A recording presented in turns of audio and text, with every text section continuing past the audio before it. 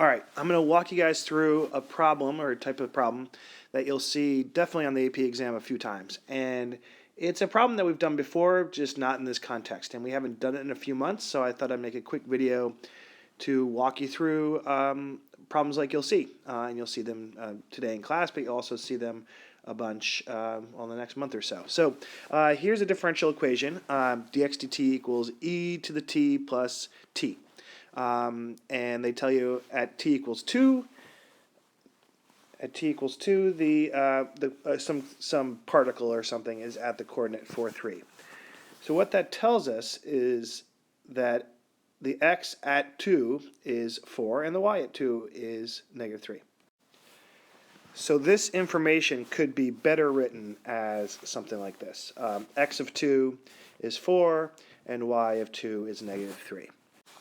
So a typical question to ask at this point with this information is something like this. What is x of 5? Now, this is pretty straightforward because you guys know that if dx dt equals e to the t plus 5, then, e to the t plus t, then x of t must be the antiderivative, e to the t plus 1/2 t squared plus some constant. And you plug in what you know. What do we know?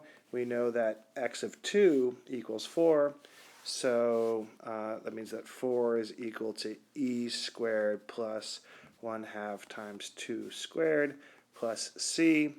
We solve for c and we get c equals 2 minus e squared. So what does that tell us? Well, let's shrink this down a little bit. It tells us that the equation is x of t is equal to e to the x plus 1/2 t squared plus 2 minus e squared. And then what is minus e squared? And what's x of 5? Well, x of 5 is just going to be, well, you plug in 5 and you get e to the 5th plus 25 over 2 plus 2 minus e squared. Not a pretty answer, but there we go. So that's great. However, the College Board does not always want you to just use antiderivatives. They want to show them that you know how to use calculus, and more specifically the fundamental theorem of calculus. So more likely, what you'll see is something like this. You'll see a function that does not have a nice antiderivative. They'll put this on the calculator section because they want you to show off your knowledge of the fundamental theorem of calculus. Yeah, so what we can do is we can call that function dx dt. We can also refer to it as x prime of t. So we'll say that that x dx dt is equal to x prime of t. And if we want to figure out what x of 5 is, well, we know that if we integrate from 2 to 5, x prime of t dt, what do we get by the fundamental theorem? Well, we get x of 5 minus x of 2. And this integral right here,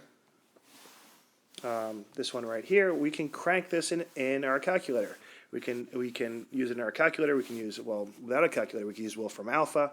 But we can put this in our TIs, crank this integral, and then we'll have a numerical value for this.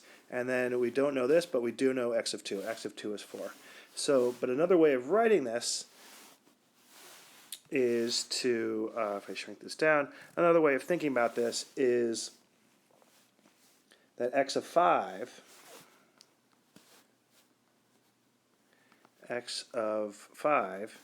is going to equal the x value at 2 plus the integral of 2 plus x prime of t dt.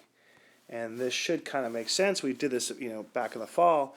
But what is the x value at 5? Well, this integral here represents the displacement from t equals 2 to t equals 5. So the x value at 5 is going to equal the x value at 2 plus the amount it changed. And just to hammer this home a little bit more, another way of kind of looking at this, to make it make that much more sense, is to think of it this way: that x of 5 is equal to x of 2 plus this integral from 2 to 5 of dx dt times dt. Instead of writing x prime, because in some ways you can kind of think of these dt's as canceling, and so this integral here becomes just the integral from 2 to 5 of dx. So it's looking at that is going to be the summing up those little teeny changes in dx from t equals 2 to t equals 5, and if you sum those up, that'll give you the net change of x. And again, this is stuff we've seen before, but it's helpful just to review it quickly before you go on, because this will get tested, no doubt, in multiple places on the AP exam.